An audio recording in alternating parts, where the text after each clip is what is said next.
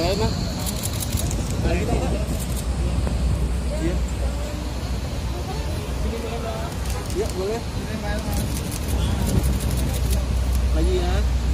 Lagi. Belanja boleh. Sini. Elma. Berhenti. Oke. Kiri lagi kiri. Oke. Ya, sini. Bentar aja Pak. Bentar. Bawa Mbak.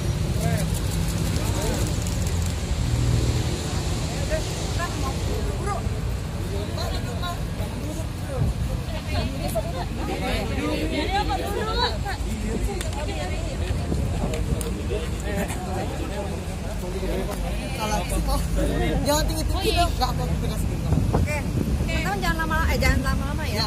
Maya mah kemarin sih seperti apa mungkin kondisi saat ini dari kemarin? Perkembangannya perkembangannya masih dalam tahap pemulihan karena kemarin kan racing lupa, maksudnya dia nggak boleh gosok gigi sama dokternya.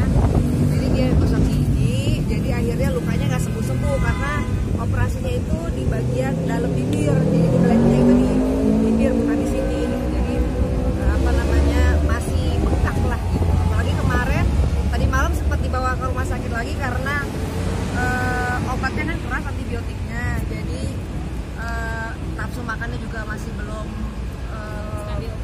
baik.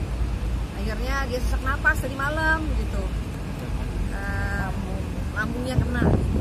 Jadi sekarang masih tahap pemulihan lah ya. ada upaya-upaya lain nggak sih mungkin yang akan dilakukan gitu? Kalau sekarang upayanya mikirin dia dulu, bagaimana dia bisa kembali pulih. Sebenarnya ini yang dioperasi baru bagian dagu aja ya, dibuang permasalahan yang kemarin. Benda asing apakah itu lagi diperiksa ke lab, itu cairan apa, karena kalau cairan filler sebenarnya nggak begini ya, ini kan mengeras kayak batu gitu kan.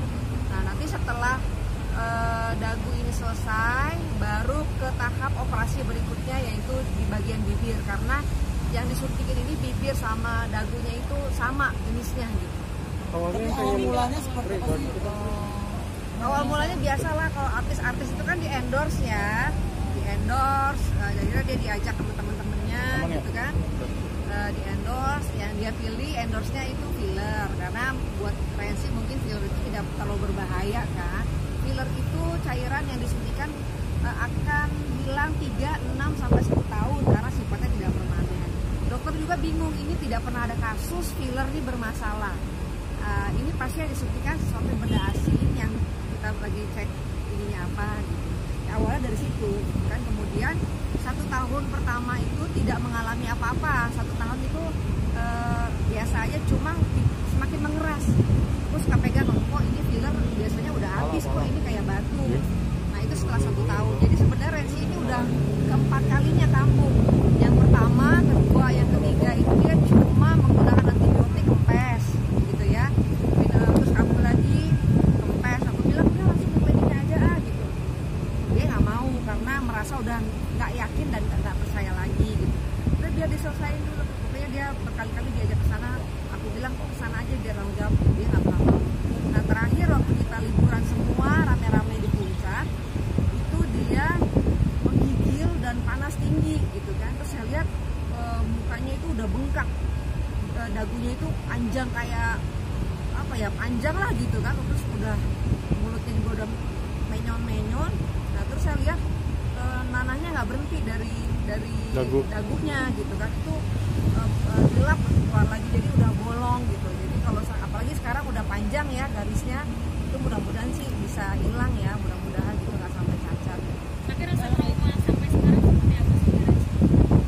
Ya, traumanya yang trauma karena kegagalan ini, karena saya merasa film itu tidak berbahaya gitu. Ya traumanya secara psikisnya aku jadi lebih nggak percaya diri sama diri sendiri, malu setiap keluar harus pakai masker.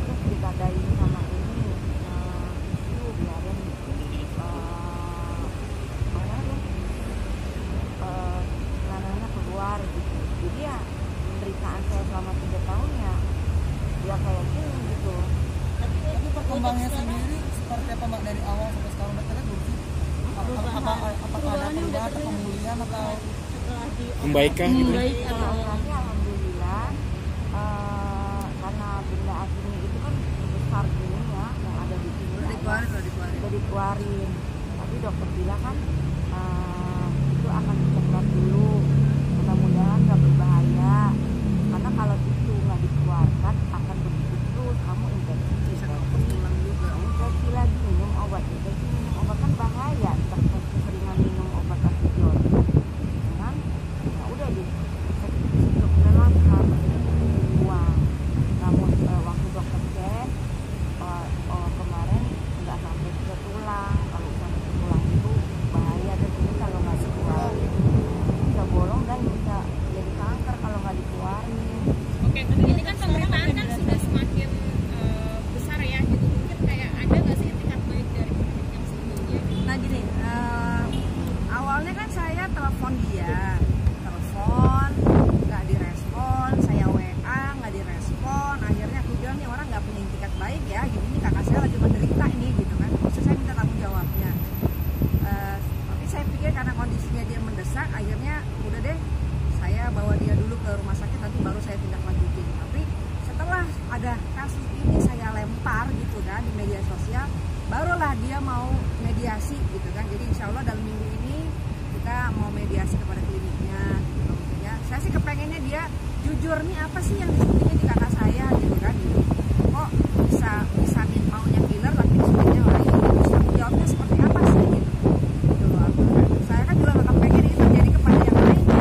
Ini buat kami ini adalah kakak saya ini menjadi pelajaran berharga untuk teman-teman khususnya wanita yang ingin cantik, yang ingin melakukan perawatan, tapi harus tahu benar apalagi ini masuk ke dalam tubuh kita ya. Jadi harus banyak tanya dan harus sebenarnya juga itu referensi juga ya. Bingung juga gitu ya. Sebenarnya juga jadi referensi katanya bagus. Jadi ya biasalah dia kan pemain sinetron ya kan yang dijual muka. Jadi ya dia tuh pengennya cantik lah gitu. Tapi dia melakukan filler karena dia pilih filler karena memang katanya itu tidak berbahaya. Ya aja dia baru bilang ya ampun gua baru sekali seumur hidup pakai filler apes katanya. Tapi bisa dibilang untuk sekarang memaafkan dulu ya Kak. Kekeluargaan dulu untuk sekarang ini. Ya lebih sekarang saya Nanti sekarang prosesnya panjang, kita mau selidikin dulu apakah yang mengerjakan saya itu dokter, apakah ada rekeningnya, itu banyak banget.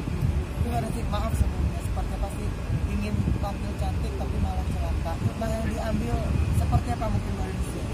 Semua manusia banyak kegagalan, yang pintar aja bisa jadi bodoh, itu banyak banget. Yang profesor juga bisa salah. Jadi saya tidak menyesali nama perjalanan hidup, pasti ada aja kegagalan yang mungkin ini terjadi sama diri saya.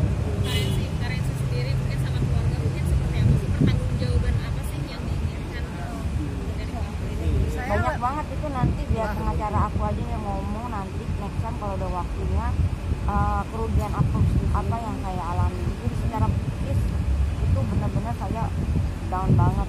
Saya nggak bisa kerja, saya nggak bisa syuting. Setiap ada tawaran syuting saya tolak karena saya bilangnya nggak nyaman. Nah, kalau saya secara pribadi saya inginnya klinik ini kan dibuka untuk umum, jangan sampai merugikan orang lain gitu loh. Ini benar-benar harus punya tanggung jawab kepada pasiennya gitu. Jadi jangan sembarangan gitu loh menyuntik-nyuntik orang gitu kan. Kakak saya kan dijadikan endorse, berarti kan dia kan artis, dijadikan sebagai endorse untuk menarik orang supaya datang. Jadi berikanlah yang terbaik untuk pasien-pasien dan berikan juga safety dari dokternya yang juga memang punya kualitas. Jadi jangan sampai klinik ini merugikan orang lain gitu loh. Orang lain pengen cantik, pengen perawatan ya, mereka harus menyediakan layanan yang baik untuk yang ingin melakukan perawatan. Sudah Kapan memeriksa rencananya? perizinannya belum sih Kak? Ya belum Oh, lah. nanti mana lagi dia Tapi itu klinik baru atau gimana sih Mak? Atau Nah, kayaknya udah lama ya, udah lama. Jadi nanti itu sabar aja. Insya Allah mudah-mudahan minggu ini gimana nantinya itu udah Lagi dibayangin, lagi diurusin sama lawyernya soalnya, lagi diperiksa semua sama lawyer. Tapi Kalau kan ada sendiri rencana gimana? ke jalur hukum ya? Ya kalau pokoknya kita yang salahkan namanya semua. salah tetap dihukum. tapi kakak nggak sih kakak kan udah menjadi korban. Saya? Ya dirimu sendiri melakukan perawatan itu sah-sah aja, siapapun wanita pasti kepengen cantik, asal dilakukan dengan orang yang tepat, tempat yang tepat, obat yang tepat, udah itu aja. Oke. Thank you ya.